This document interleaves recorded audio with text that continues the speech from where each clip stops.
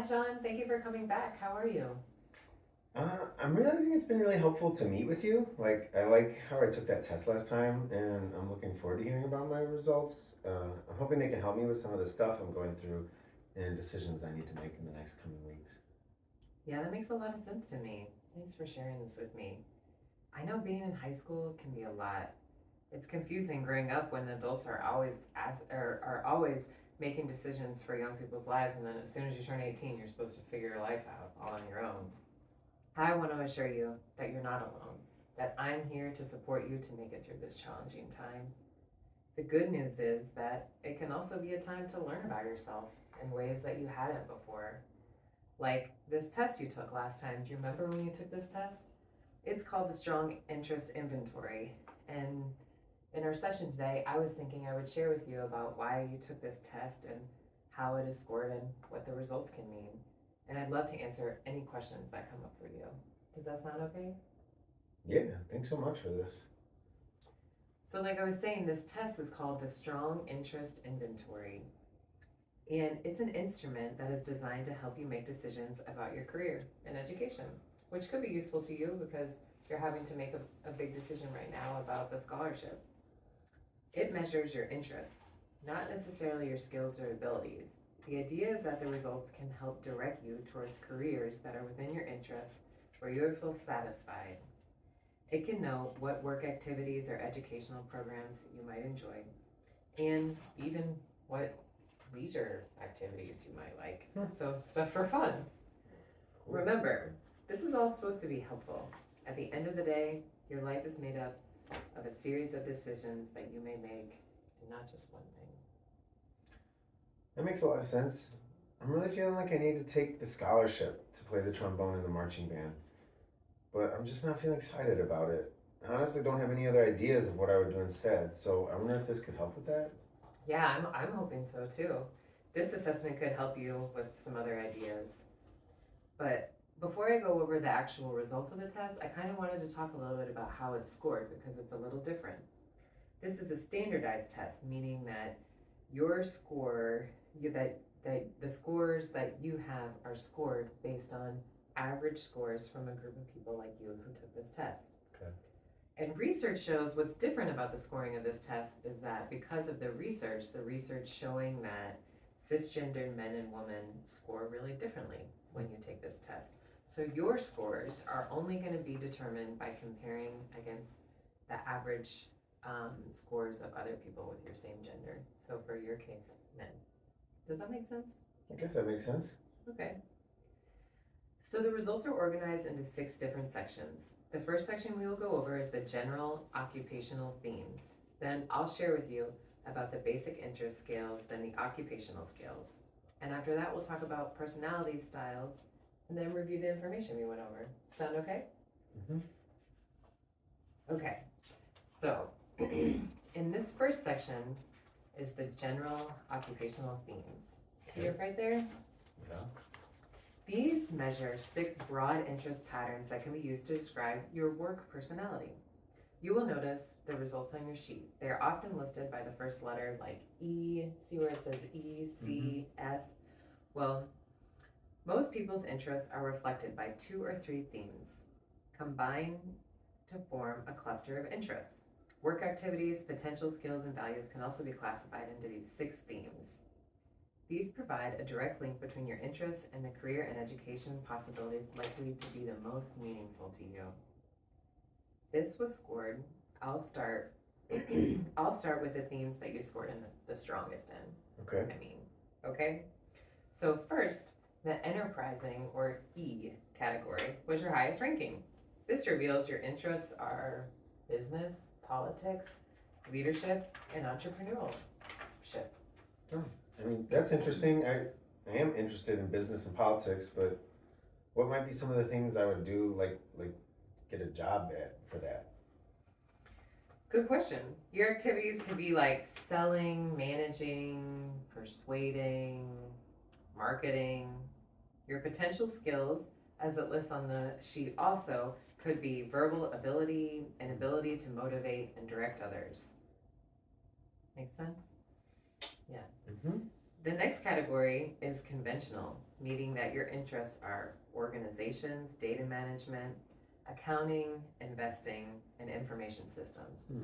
I'm just reading based off of the ones that are on there, so you have this all listed there. Sure. Activities could include setting up procedures and systems, organizing, keeping records, and developing computer applications.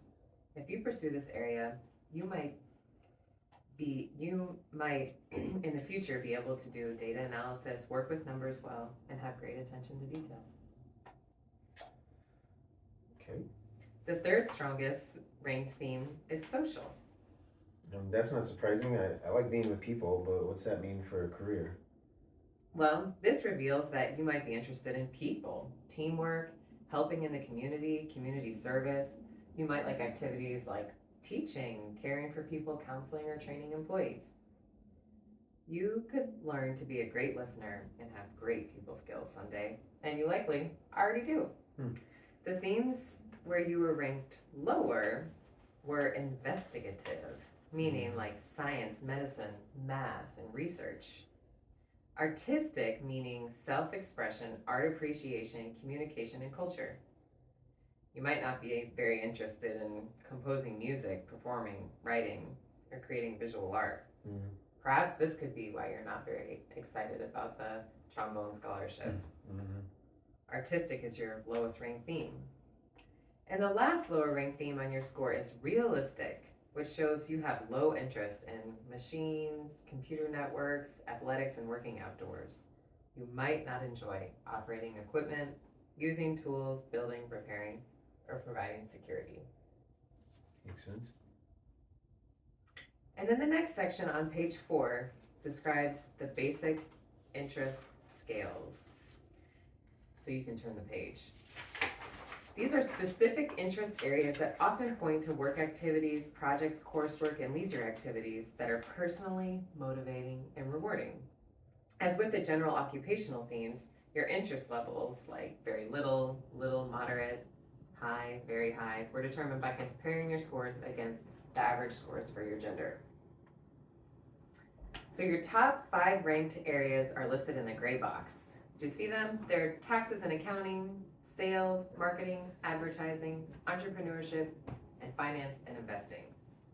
Below the box shows the interest scores grouped by themes. You can see what each theme for your top interest areas falls into, and several examples of education or career choices are listed below with your standardized score on the far right side. Nice. Also listed on this page are your areas of least interest.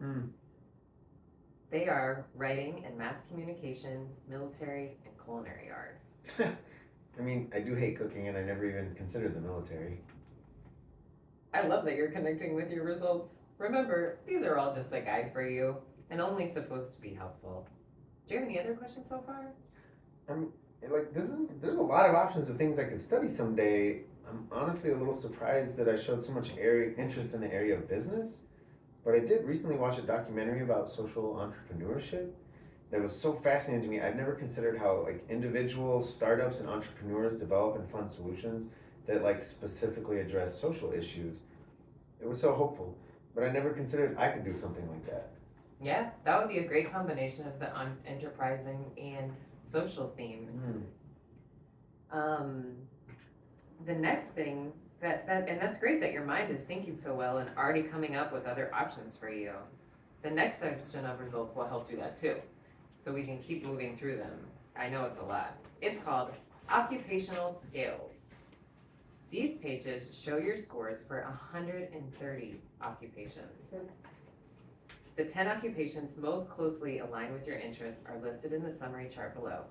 Keep in mind that the occupations listed on your profile results are just some of the many occupations linked in your interests that you might want to consider. They do not indicate that you should or you have to pursue. It's just helpful. And it's helpful to think about each occupation as a single example of a much larger group of occupational titles to consider. Okay. And to remind you again, your score in the occupational scales shows how similar your interests are to those of people of your gender who have been working in or are satisfied with that occupation. The higher your score, the more likes and dislikes you share with those individuals.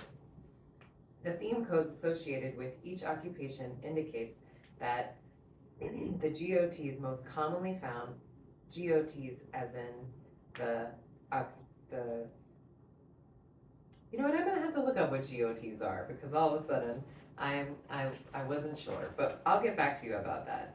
The most commonly found among people employed in that occupation. Oh, general occupational themes is what it stands for. Okay. Sorry, I forgot for a second there.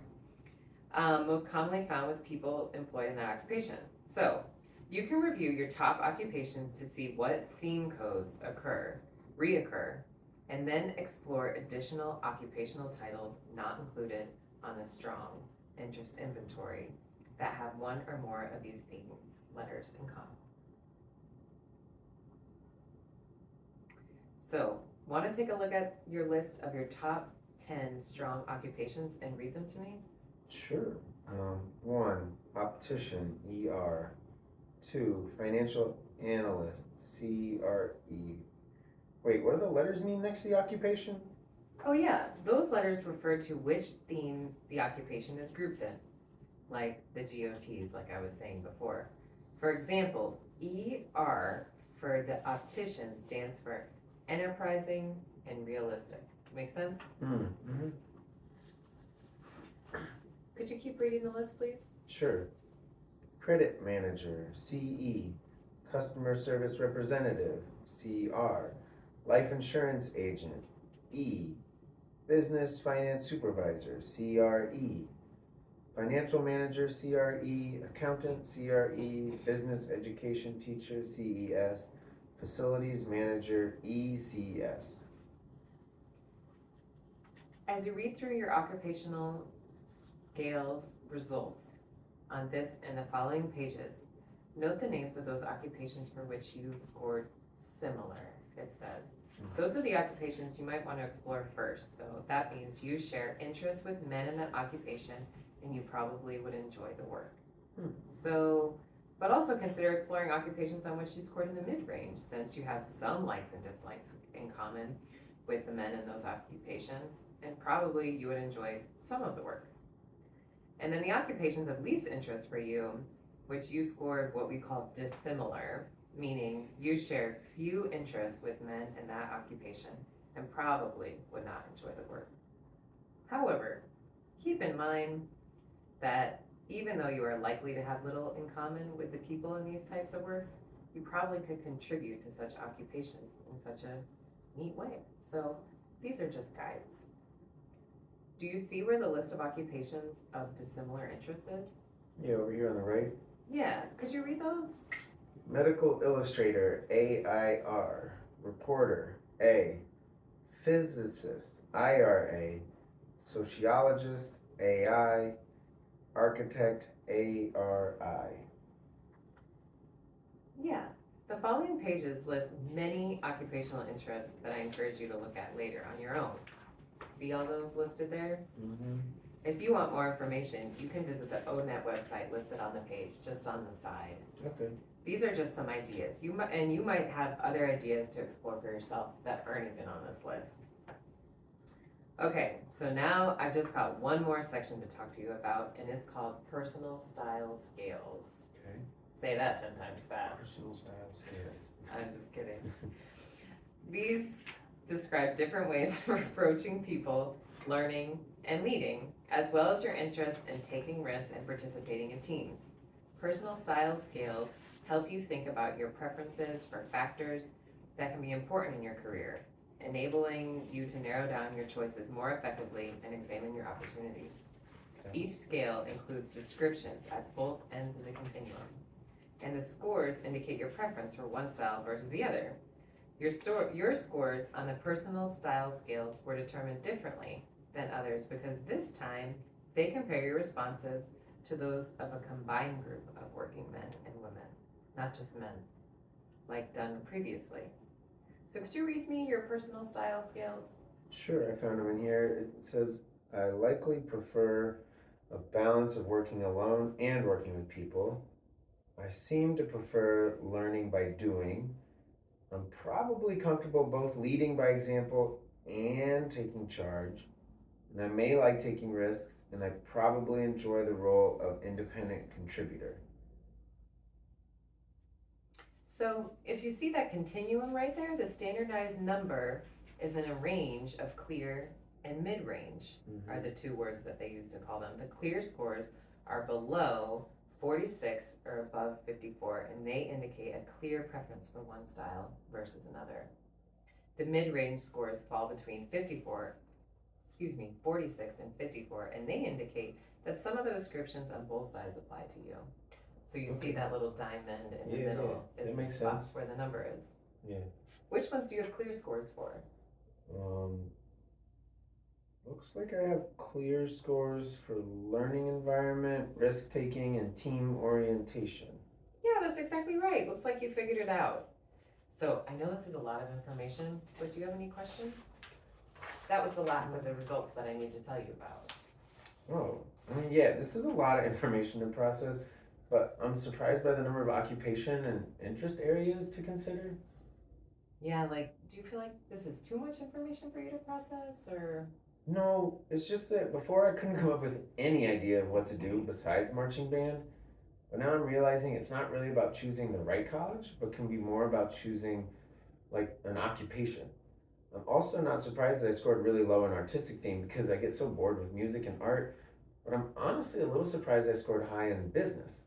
Those seem like really good options for me. Uh, I also like how so many different careers were listed in the occupational scales section. I'm going to keep these results with me in case later on in life I want to switch to a different career. Well, it might be useful for you to look at the results later on in life, but remember that your interests, they change over time, so the results might not even apply to you years ahead. Hmm. It could be an indicator of where you were at in this point in your life, but not necessarily in the future. I guess that makes sense. I just don't ever want to forget that I can try new things. That's great. I'm so glad. I hope you hold on to that for your whole life, no matter how old you are. I still have a lot to think about, and I want to talk to my parents more. I don't know what to do still, but now I know I have lots of options. I could take the band scholarship or not, but either way, I know I'm going to study something that I'm interested in. That's great to hear. You know what, John? Let's meet again in 2 weeks and check back in. Okay, sounds good. I'll see you then. High five. The end.